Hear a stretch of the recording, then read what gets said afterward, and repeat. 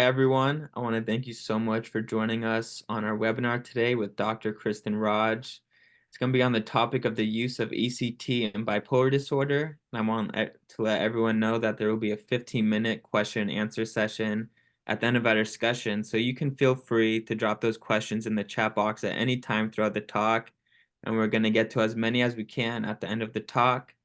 And I'm so thankful to have Dr. Kristin Raj joining us today. She specializes in the treatment of mood disorders with an expertise in neuromodulation and the psychopharmacological management of bipolar disorder.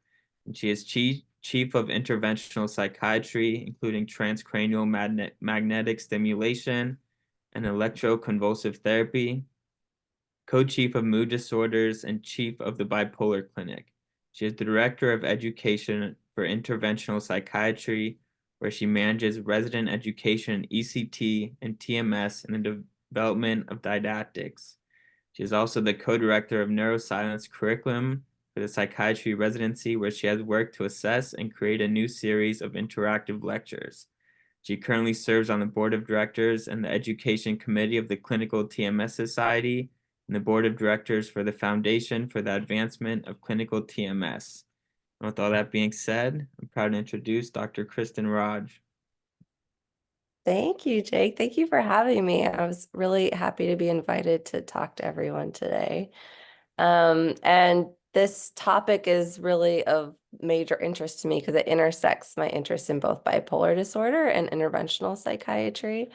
And I think it's kind of an under thought of area for ECT for bipolar disorder in particular. So I'm excited that we get to talk about that today.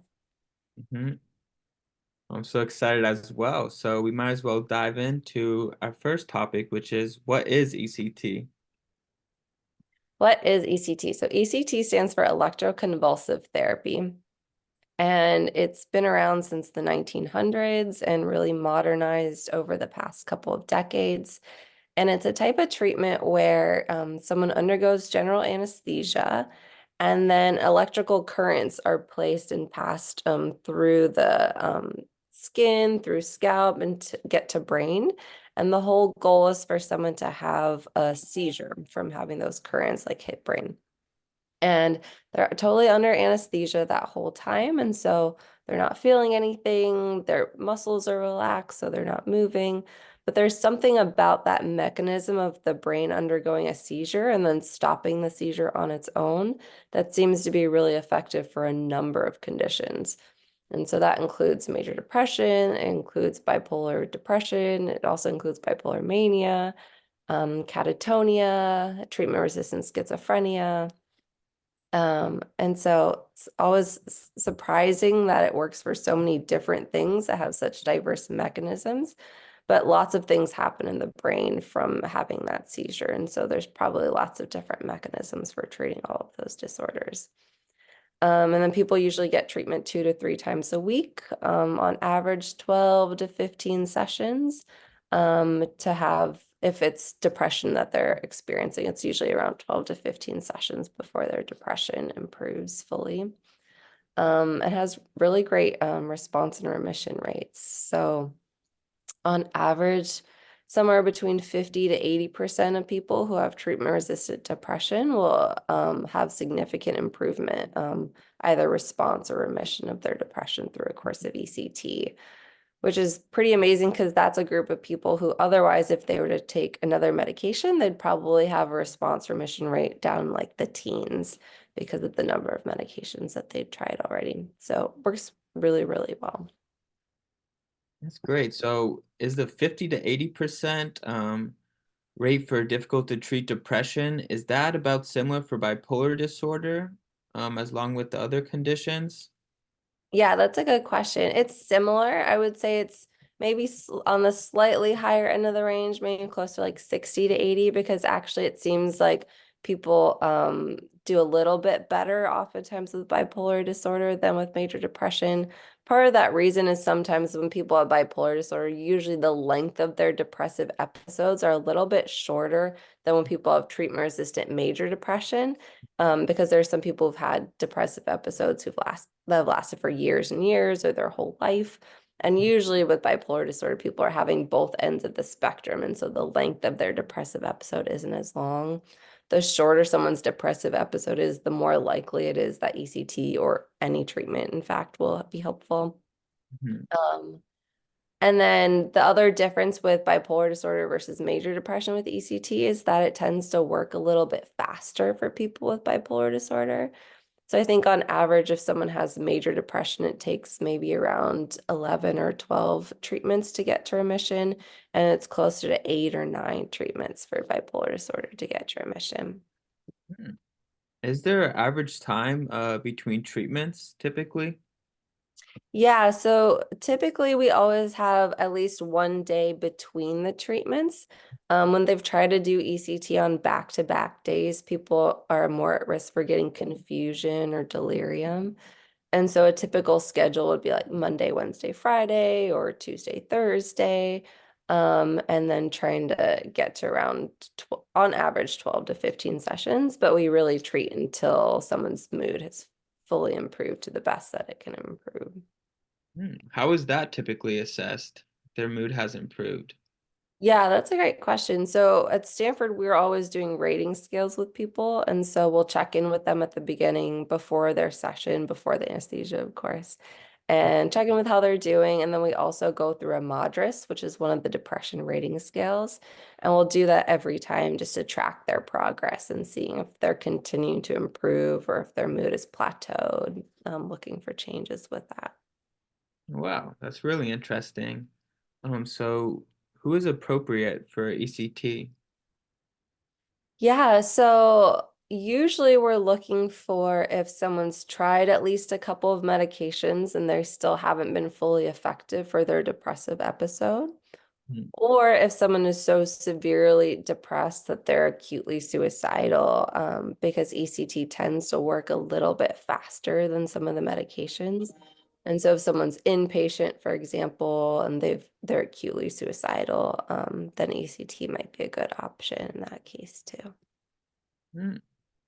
So most patients that have come in, they've typically tried forms of other treatment. Yeah, I would say almost all patients who get ECT have tried at least a couple of medications first, and either they've been partially effective or haven't been effective, or they've had really intolerable side effects to them. They haven't been able to stay on them for that reason. Hmm. So what are some of the side effects that people will deal with other medications that may not be common side effects of ECT?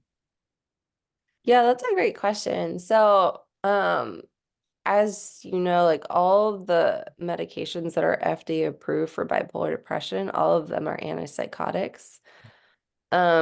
And so that's a huge area of need in the treatment of bipolar depression. That it would be great to have medications with a different mechanism of action because with that mechanism of action comes all of the potential side effects with the antipsychotics.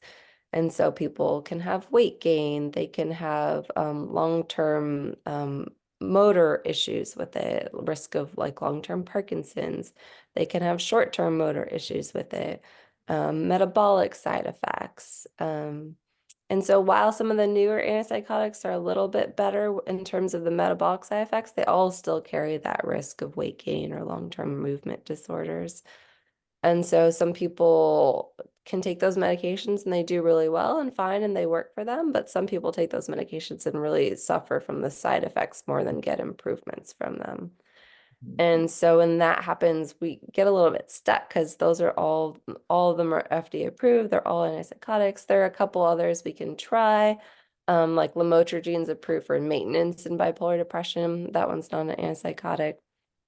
And there are a couple others that aren't FDA approved that we sometimes try. But when people have really tried to run the gambit of all of those, then sometimes trying something else that doesn't carry those side effects like ECT is helpful. There's no weight gain, there's no metabolic side effects with ECT. Really, the risks with ECT are the risks of undergoing general anesthesia. And so if someone's had issues with anesthesia before, then that's something to keep in mind. Or then the other like side effect in particular to ECT is the risk of memory issues. And so that's really, I think, people's big concern when they weigh out the pros and cons of ECT. In the past, there were far greater side effects with memory and ECT. So when ECT was developed, the only way that it was administered was called bilaterally or bitemporally. And that's when the current passed through the temples. And your temporal lobe or hippocampus really kind of underlies that area there.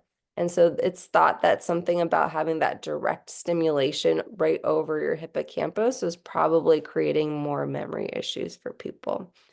And so then I think it was in the 90s, they developed a type of ECT called right unilateral ECT, where instead of being on both temples, it's on the right side and then near the vertex of the head.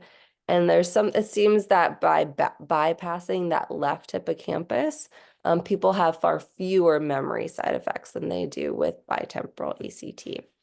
And so for the most part, I would say most people who get ECT end up starting with right unilateral ECT because it has far fewer side effects and the efficacy seems very similar to bitemporal ECT. There's still always the risk of it. And the thing that people worry about the most is long-term memory side effects. So some people get some trouble remembering things in the distant past or memories about the name of their first grade teacher or particular details of a vacation that they took. And that's the sort of thing we try to follow up with people really regularly. And if that starts developing, then weighing out the pros and cons of continuing ECT. But fortunately, that happens to a minority of people. But a more common memory side effect is that when people get ECT, they often have trouble forming new memories just right around the time that they're getting ECT. And so I'm always telling people if something like important happens or you have a question you want to ask, like during your acute course of ECT, just write it down and take notes for yourself because it's hard for your brain to create new memories in those couple of weeks. Once you start spacing out your ECT or you finish the course of ECT, that ability comes back. And usually people are like, well, I don't really care. Like, I'm getting ECT right now. It's not the happiest time of my life. Like, I'm not really doing a lot of things. I'm not going on any vacations or spending time with friends. I'm okay with not forming a ton of new memories right now. And then knowing that's going to come back online after my acute course of ECT, I feel fine about that. I would say most people feel pretty okay weighing out that risk benefit. Oh, so building off of that, memories will typically or can come back after the treatment. Yeah. Both people can regain some of the memories that they feel like they're losing, or people sometimes have a hard time creating new memories during those 12 acute sessions or so. But then after they start spacing it out, that ability to form new memories comes back. Okay. Are there being any advancements made or research into, because I know it developed more since starting in the 1990s than when it was originally started being applied to patients. Is there still current research going on to target different parts of the brain to possibly remove the side effect of memory problems? Yeah, that's a great question. There are a couple types that are being developed right now, and they're still in the experimental phase. But there's a type of ECT called FEAST, and then there's something called magnetic seizure therapy. And so there's a lot of research around, is there something you can do on the subconvulsive end where someone doesn't have a full seizure and yet they still get the benefit? Or can we induce a seizure with this magnet instead of with electric currents and see if we can mitigate some of the side effects there too? So I'd say like in the next few years or so, we'll have a lot more information about that too. Wow, that's good to know. So switching gears a little bit, how would someone access this treatment? Yeah, so talking to one psychiatrist first about it and saying like, hey, I'm depressed. I've been depressed for a few months. We've tried these medications. They haven't helped. What do you think about ECT for me? And it's always really important that someone's psychiatrist is on board with that plan or that idea. and then they can refer them to somewhere that does ECT. And Mhm. so there's lots of places across the country that do it. And so usually psychiatrists are kind of keyed into what's the local place that does ECT. And so, like at Stanford, for example, we'll get referrals from psychiatrists within Stanford, but we'll also get referrals from psychiatrists outside of Stanford. And really, the important thing is that someone's able to come in to wherever they're getting ECT, Mhm. and they can't drive themselves to or from the treatment because you're having a seizure, you're undergoing general anesthesia. People sometimes feel a little bit confused, like after having had a seizure. And so having a family or friend or support system who can bring them into treatment and then drive them back home after treatment is really important. Hmm. How long does one of those treatments take? Yeah, so the actual treatment itself is over within like 10 minutes. Mhm.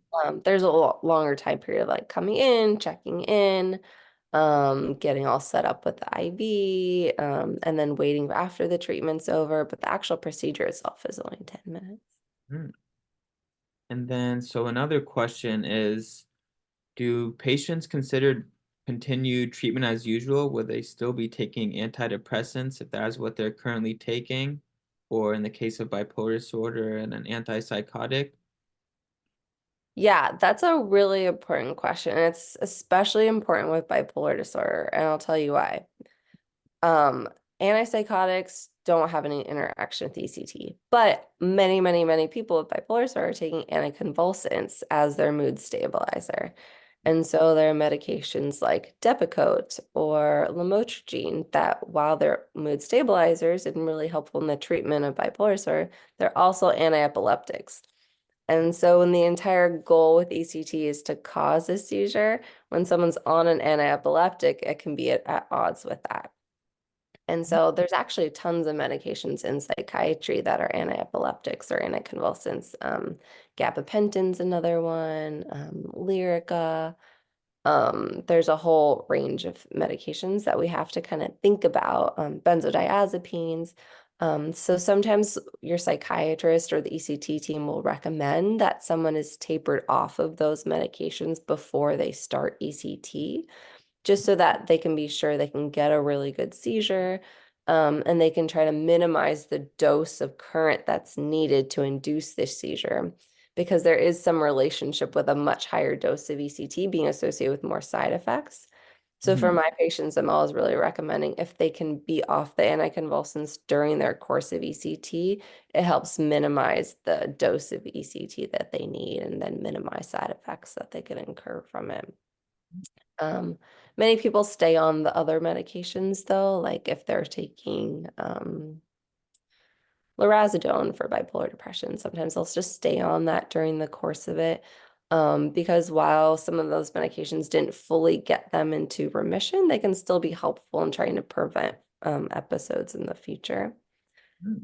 And then another medication that's been studied a lot with ECT is lithium. And so there's a lot of evidence that after a course of ECT, once someone's improved, taking lithium after that can really help maintain the improvements that someone got from the ECT. Can that be said for other medications as well? Like say someone got leaned off a certain medication gradually going into their ECT treatment, would their dosage increase back to what it was before the treatment? It's a good question. It usually depends on the medication. I would say like for lamotrigine, for example, people tend to have very few side effects to that one on average. And so when people are weaned off of that one before ECT, usually they'll get put back on it slowly afterwards because it can really help prevent future depressive episodes.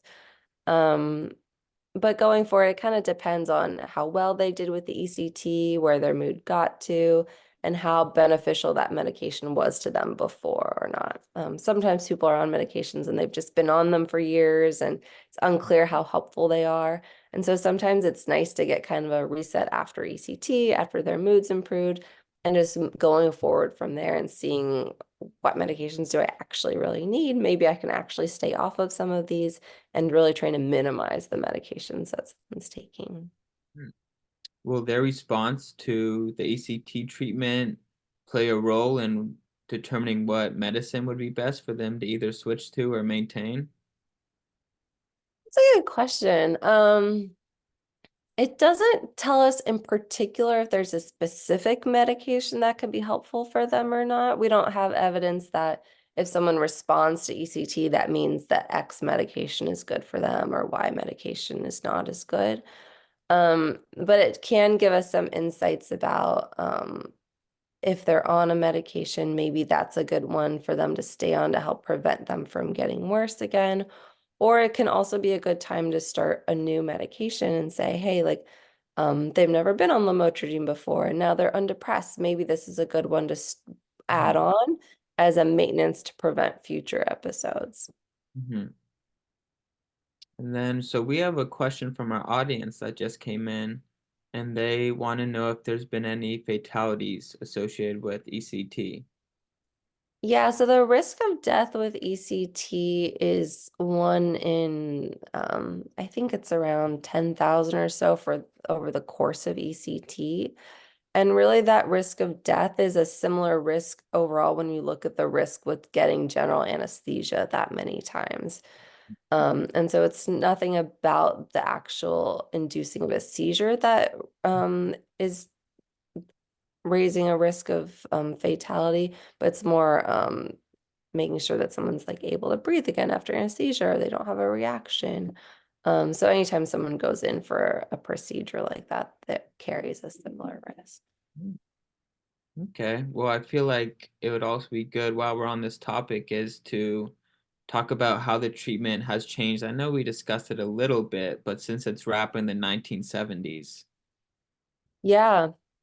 So, I'm sure a bunch of people here have seen the movie One Flew Over the Cuckoo's Nest or read the book One Flew Over the Cuckoo's Nest. Interestingly, like the person who wrote it used to work at the Menlo Park VA, so just down the street from where I work. And people get really frightened when they see that movie, and for good reason, because it's really frightening to watch someone get ECT and not be under anesthesia. And he really didn't have a choice in the matter of whether he got ECT or not. And so both legally and ethically, the changes that have happened with ECT, in addition to the way the procedure is done, both of those things have changed a lot. So now people gently go to sleep with anesthesia and their muscles are relaxed. And so they're not having this major full body generalized tonic-clonic seizure when they get ECT. We really monitor them closely before and after. And so the way that whole procedure works, and the way that people have far fewer memory side effects, all of those things have changed a lot.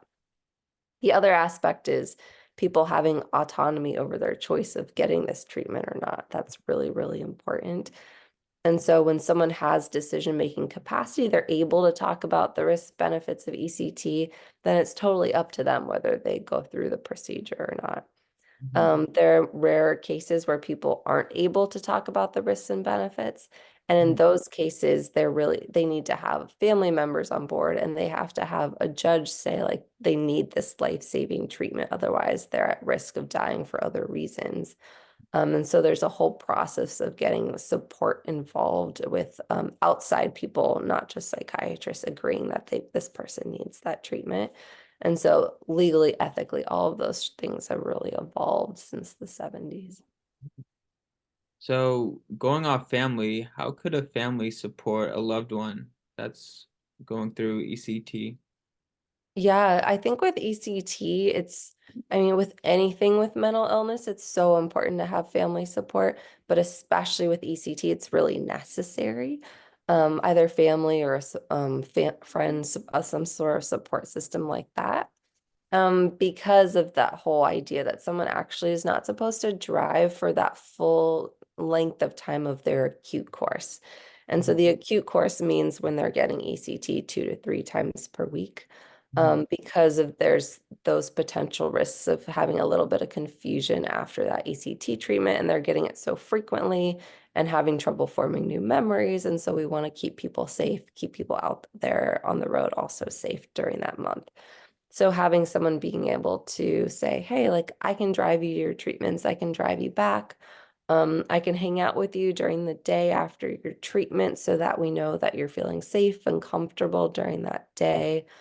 Um, that's all really important. And then also just having someone who can be encouraging on those days in between, saying like, hey, like let's go out for a walk. Like let's start engaging in the things that you really want your life to look like when you're undepressed.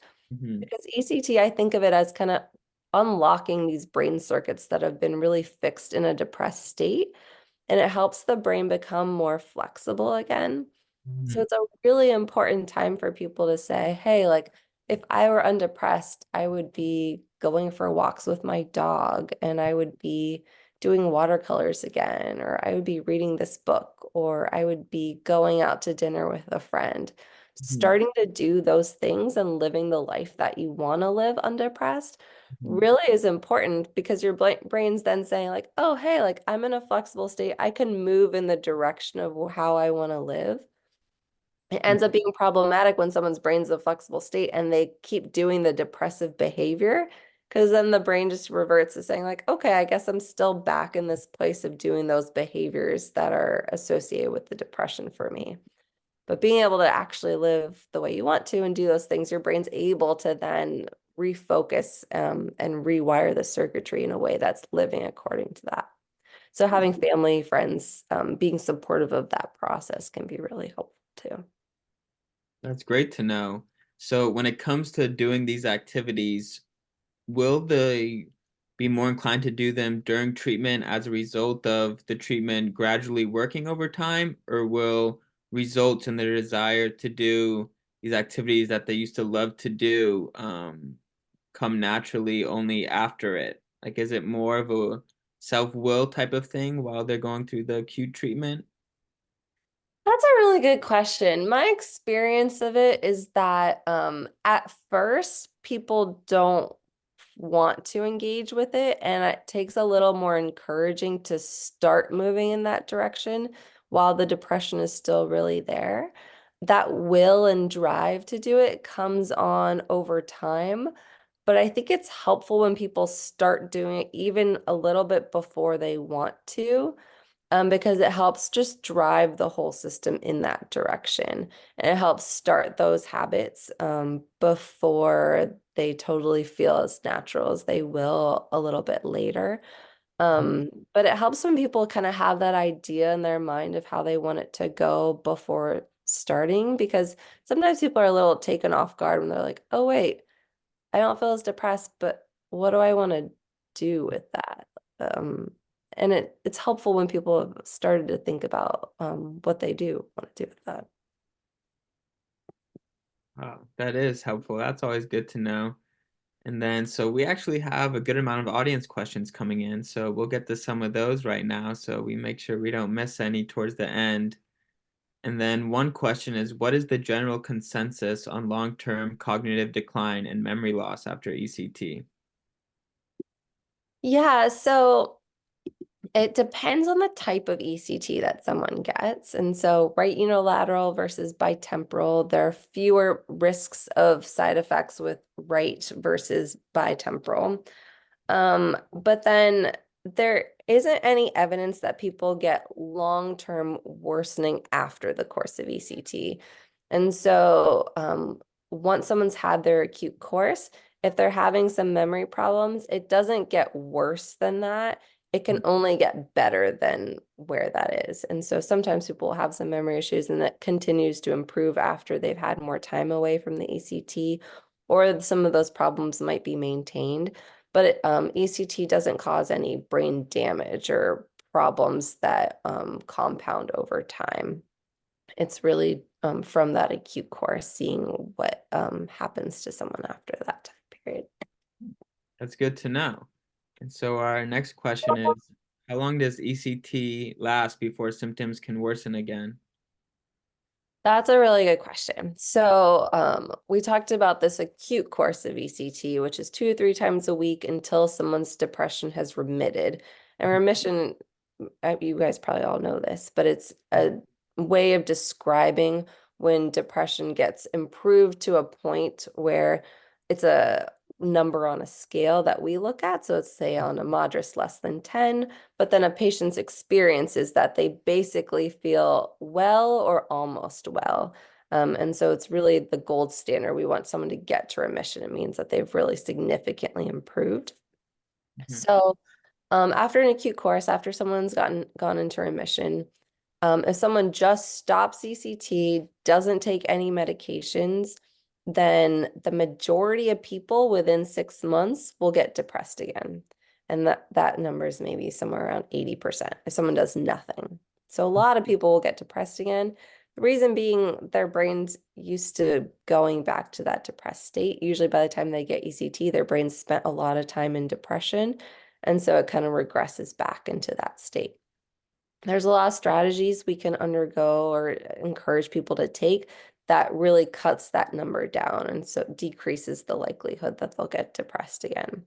And so if someone takes medications, if someone does psychotherapy, or if someone does what's called a continuation or maintenance course of ECT, where they start doing ECT once a week for a few weeks, and then every other week, and then once a month. So having it but more spaced out, all those strategies. So meds, spaced out or continuation ECT, or CBT, cognitive behavioral therapy, all those have a lot of evidence for preventing the risk of someone getting depressed again after their course of ECT. And I would say the majority of people do a combination of those. And so doing a combination has even greater benefits than doing just one of those three strategies. Hmm. So when it comes to remission, how is it determined when the ECT treatment will end if someone is not experiencing, their symptoms of depression going away? Is there a set timetable and then the treatment is moved on from, or will the treatment continue to be tried? Yeah, that's a really good question. Very nuanced. I would say there's not a clear standard of practice, but usually what psychiatrists doing ECT will look for is they'll be doing this rating scale, they'll be talking with their patient, and either seeing when they've achieved remission, which that's fairly straightforward to do. You look at their symptoms, do a rating scale. But then if they haven't gotten to that point, tracking them over maybe the course of a week or two and seeing has their mood plateaued. And so Mhm. maybe they've gotten 60% better, but over the past week, they really haven't gotten further improvements beyond that 60%. Then usually people will stop ECT at that point after they've seen for maybe 3 or 4 sessions, they haven't gotten further benefit. Mhm. And then another audience question we have is, has it been used during pregnancy? ECT has been used during pregnancy. It just requires further monitoring of the fetus during it. And so usually OB is involved with it and just weighing out the risk benefits to the mother and fetus of her getting general anesthesia. But it can be used during pregnancy once all those things are really thought through. Hmm. And then another question we have is, how often can ECT be administered? Can it be every episode for people? Is there a limit of how many treatments someone can go through? Yeah, there are people who've had hundreds of treatments of ECT. We have people who really have benefited from it, and continuing to do it once a month to prevent depressive episodes is really helpful for them. And then sometimes when people get re-depressed, they can go through another course of ECT. So there's really no limit. It's really just weighing out if an individual is having side effects to it, or memory issues, or just issues with the anesthesia, weighing that out. But some people actually have no side effects, no problems, and ECT is just really what works well for them. And so some of those people, yeah, have had hundreds of treatments over the lifetime. Wow. And then so another question is, if meds haven't worked in the past, does after going through ECT, can that change the efficiency of medications?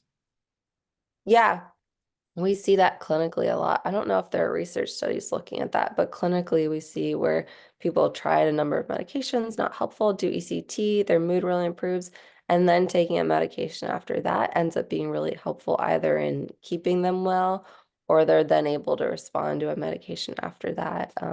Why that's the case, no one really knows, but I've definitely seen that happen. Hmm. And then we talked a little bit about this earlier, but what is the relapse rate? And then for this, we'll go into if someone continues medication and is going through therapy. Is there any percentages that are known for that? Yeah, so if someone is taking medications and doing cognitive behavioral therapy, this hasn't been specifically studied in a bipolar population, but it's been studied in a depressed population. And I would say, and don't quote me exactly on this, but my memory is in that 6 month time period, around 30% of people relapsed. Mhm. Versus if someone did nothing, then 80% of people relapse. So it significantly cut that down. Hmm. And then, so going back into the bipolar disorder specific treatment, can ECT be used to help with mania, or is it only depression? Yeah, ECT can treat mania. Isn't that odd that it can treat depression and mania? It's the same thing. It is. It is odd how that works. Could you go in more in depth on that? I wish I could. I don't think anybody knows the answer to it. Because another thing that can happen sometimes is that, I mean, anytime someone with bipolar disorder gets undepressed, there's always a risk that they're going to flip to the other pole. And so that's true of ECT, that's true of medications, that's true anytime because that's the natural course of illness for bipolar disorder, right? And so sometimes we do see where someone is getting ECT, they get undepressed and then they start getting hypomanic or manic. And there's a couple of ways you can do that at that point, and it depends on the psychiatrist and the patient. But sometimes we take a pause on ECT and see how people do, or sometimes people keep treating because ECT can also treat mania. And so why, how that works, we don't really know. But it's got to be something to do with like the brain, like creating its own ability to tamp down that seizure. Something's happening there, but it's pretty wild that I don't think I can't think of any other treatments that really we think of specifically helping both Mhm. equally well. Yeah, I don't know. Yeah, that is super unique. Can you go more in depth on just any nuances that come to mind when thinking about the treatment for bipolar disorder versus other conditions? Yeah, I think I mean that aspect of really looking for what someone getting out of the depressive episode looks like for them when they have bipolar disorder. Um, and seeing, okay, like you're not feeling depressed anymore, but let's make sure that you're also not feeling hypomanic, or you're not getting too elevated afterwards. And so that nuance of really looking out for those symptoms with someone, I think, is important. We talked about the medications that people are on, and so like looking out for those anticonvulsants in particular. Um, and then I think another aspect is that it's a little bit more common in bipolar depression versus major depression that people will have some of those atypical symptoms of depression. So instead of not being able to sleep, they're maybe sleeping too much or having an increased appetite. And so I think it's helpful when psychiatrists really look at both ends of those with patients. Sometimes we're prone to just say like, oh, you're depressed, are you having trouble sleeping, or you have low appetite, but also just really like keying in with our patients and saying like, oh, actually, are you maybe having increased appetite? You feel like it's really hard to get out of bed, gaining weight during this depressive episode. So really being able to notice those particular symptoms for someone, so then you can see when they start to improve as well. So when ECT was being developed, was bipolar disorder in mind, or did it kind of take a little bit of time and they said, hey, this could be used to treat bipolar disorder as well? When ECT was developed, they first treated someone who, at that time, they thought had schizophrenia. Um, but it's not clear when we look back historically at it if that patient actually had schizophrenia or Mhm. they might have been having psychotic symptoms associated with bipolar disorder or associated with a depressive episode. Mhm. Um, and so, and it worked really well for that Mhm. person when they did it. And so we don't really know what exact diagnosis they had, but I Mhm. think it's like fair to say that it could have been somewhere actually on the depressive spectrum of things too. Mhm. That's very interesting. So Mhm. going more into psychotic symptoms, has ECT ever been used for someone undergoing psychosis? Yeah, there's a lot of evidence for ECT in treatment-resistant schizophrenia. And Mhm. so it's particularly been studied in this group of people who have schizophrenia, and they've tried a number of medications, usually including clozapine, which is kind of like the gold standard antipsychotic. And when Mhm. people are still having psychotic symptoms, trying ECT on top of that, Mhm. and has a lot of evidence for further improving psychotic symptoms for people.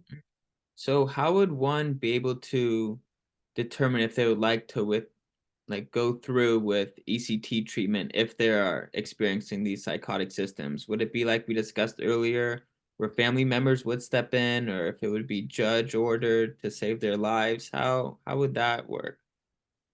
Yeah, it's a great question. It has a lot of nuance because it kind of depends what the psychotic symptoms are. So sometimes people will have psychotic symptoms and it's really in a small area of symptoms. So maybe feeling like there's I don't know, an implant in their body that's making them depressed. Mhm. And they actually don't have an implant, and that's a psychotic belief, but they're otherwise able to talk to you about ECT and the risks and benefits and understand it separate from the psychotic symptoms, in which case they can totally make up their mind about that. But sometimes people have psychotic symptomatology, which actually interferes with their ability to weigh out the risks and benefits of ECT. And Mhm. so maybe they're thinking that people are out to get them or they're people are intentionally trying to poison them or kill them, then that's probably going to interfere with their ability to weigh out, like, oh, you want to do ECT to me? Like, is that interfering with that sort of psychotic symptom belief? And in that case, then we have to go through a process of writing a letter and submitting it to a court, and then the judge decides, and then they also have to have a family member involved or a conservator involved. And so there's a bigger process when those symptoms are intersecting with their ability to think about the risks and benefits. Has ECT ever, because I know we said if it's being used to treat depression, sometimes it switches poles and symptoms of mania can arise. Have any symptoms of psychosis ever developed while going through treatment of ECT? Hmm. If that were to happen, I'd say it would be at case report level. Usually ECT is considered like one of the gold standards if someone is having a depressive episode with psychotic symptoms. Mhm. Um, whether it's unipolar or bipolar, ECT works even better when people are having psychotic symptoms with their mood episode, interestingly enough. That is super interesting.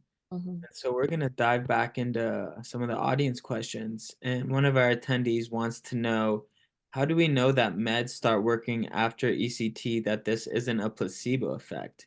Could ECT itself be a placebo effect? Good question. Um, well, we don't know if anyone does anything ever, if it's a placebo effect or not. The only way we know is when people have undergone randomized controlled trials. And then in the setting of that trial, you can say what was the placebo rate versus the rate of active treatment. Mhm. But for an individual, I mean, that's one of the challenges I think of being a psychiatrist. We never ever know if the treatment that we're employing, be it medications, be it psychotherapy, be it ECT, be it TMS, we never know if that's actually helping or if it's the placebo effect or if it's an intersection of those things. So all we can do is say, well, someone got better, they got this treatment. We'll keep that in mind because the next time if they undergo another episode, we're going to try to do the thing that seemed to work and see if it happens to work again. Yeah, that is interesting when you think about that. But yeah, so we'll go, we touched briefly on clinical trials. This isn't necessarily a trial regarding placebo, but Are you aware if there's been any studies or trials comparing ECT to ketamine in remission rates? Yeah, there was just a trial. This was a major depression. There was a trial published within this past year of looking at IV ketamine versus ECT. Mhm, And there are some like pros and cons of that study design, but overall it seemed to have a pretty similar efficacy rate. mhm, Um, and so it's definitely something for someone to keep in mind if they have access to evidence-based IV ketamine at the appropriate dosage versus ECT, and trying to weigh out pros and cons of each of those treatments. mhm, Ketamine's like still not as well looked at in bipolar disorder. mhm, And so that evidence was really in the major depression space. Bipolar disorder probably still needs a little bit more studying to really be able to recommend that versus ECT. mhm. Can someone go through ECT while on ketamine treatment? That's a good question. Probably not the best thing to do at the same time, partially just because if someone gets better, like you're really not going to know which was the thing that helped them. They have done studies where they looked at someone getting ketamine as the anesthetic during ECT, and that didn't have any further benefit versus getting other types of anesthesia during ECT. The dosing's a little bit different for anesthesia versus for depression dosing, so that might have been it. Um, but otherwise, I would say usually people are trying to, especially if you're going to do ECT, which is a big undertaking, trying to really see, is this the thing that's helping me or not? Mhm, yeah.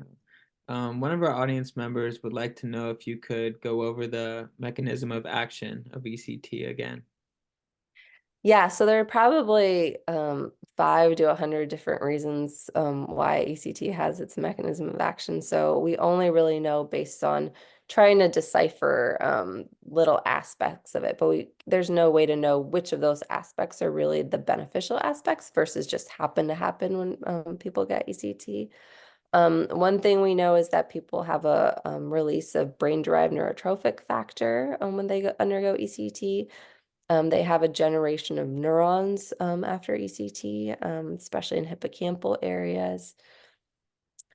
People have a release of GABA to tamp down the seizure. So and there's changes also in the circuitry and the way that the brain's lighting up when you look at fMRI before versus after ECT. So probably some combination of those things is what's leading to the benefit from it. Hmm, okay. And then another audience question that we have is they're wondering if having a brain tumor would disqualify them from this treatment. And in this case, it's excuse me if I pronounce this wrong, but it's a meningioma brain tumor. Mm.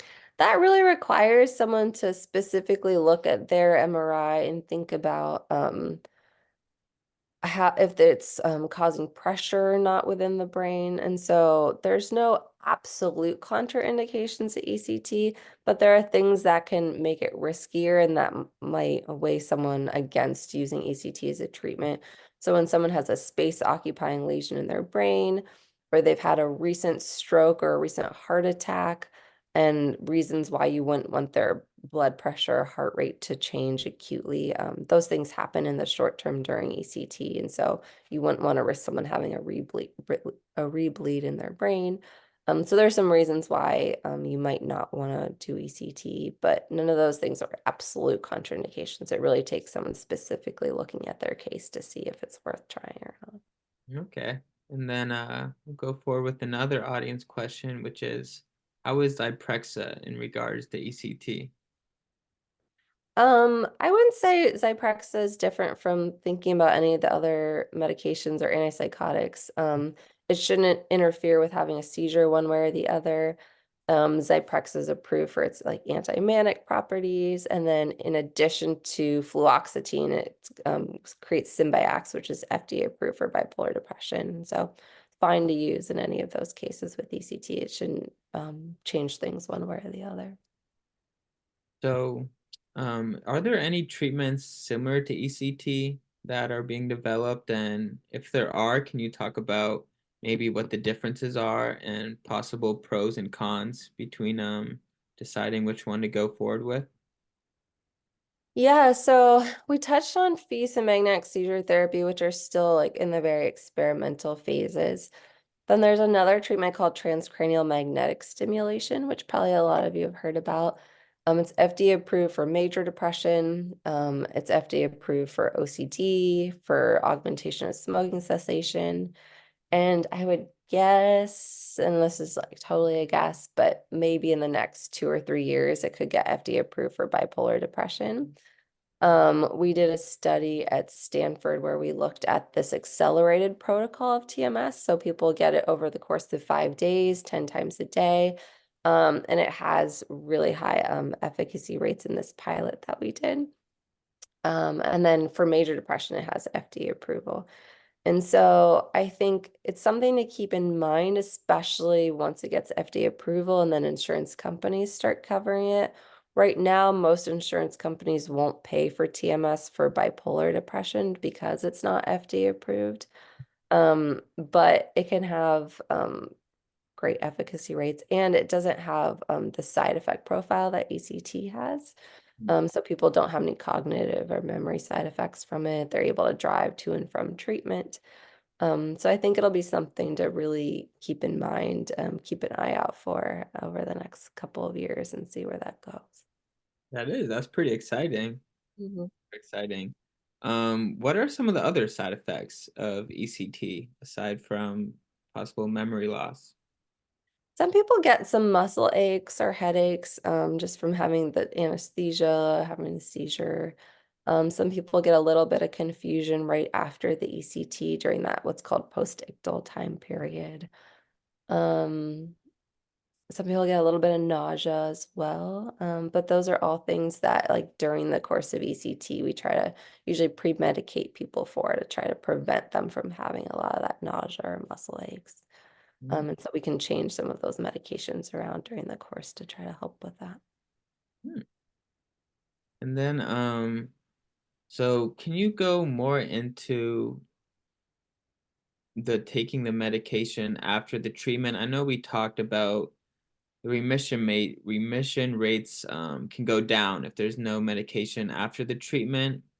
But so is that the same for if someone completely stops taking medication, that they'll fall under that same umbrella category of the percentages being very low for them to recover?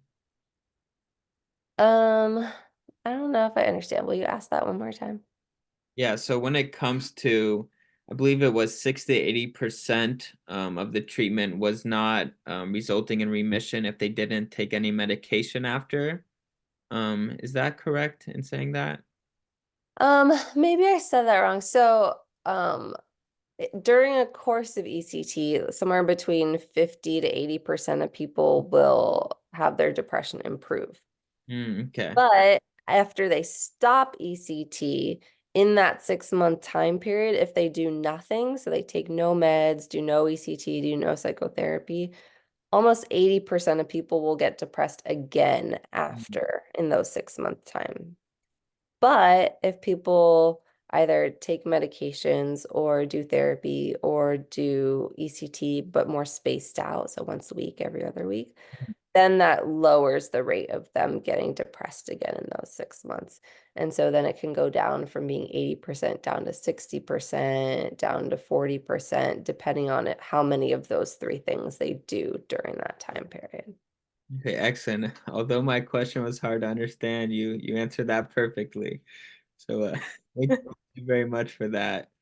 And yeah, we're wrapping up here. We have about 5 minutes left. So if anyone else has questions, feel free to drop them in the question box. And then another question I have is it more common for people to come in for it to treat bipolar depression or bipolar mania? Because I know we talked about how it treats both. Is there one that's more common than the other? Definitely bipolar depression. I think the big reason, well, there's a few big reasons. One is that there's so few medications, like you can count them on one hand for what we can use to treat bipolar depression. People with bipolar disorder spend much more of their lives in depression versus mania. Depressive episodes tend to last longer than mania or hypomania.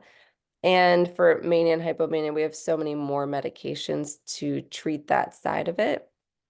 And in terms of it being a negative experience for the individual, a lot of people who are manic either feel, or hypomanic, feel good about their hypomania and don't want to treat it, or the process of getting someone who's very manic into ECT can be really challenging. Even if they're inpatient, like getting someone, usually when people are manic, they don't really want to undergo general anesthesia and be lying still for this process. So it can be really complicated when someone's manic. Um, and there are other treatments that can be helpful, like I was saying, like medications can be really helpful. So I think by and large, I would say at least, I don't know, I'll throw out a guess, but probably 90% of the bipolar cases are depressed versus manic. Mm. Okay. And then, so we have another audience question, which is, can developing epilepsy be a side effect? Oh, great question. No. So if someone already has epilepsy, that's totally different. But actually, ECT increases someone's seizure threshold over time. And so it actually gets harder for someone to have a seizure the more ECT that they have. Your brain kind of develops this neuroprotective mechanism of saying like, hey, you're trying to make me have a seizure. I'm going to try to unleash all of my mechanisms to not seize because that's not a normal state for me. And so sometimes ECT can actually be used to treat someone who has epilepsy and they're having a seizure that won't stop. It's called status epilepticus. You can use ECT to try to stop that seizure. Mhm. Oh, well, that's good to know.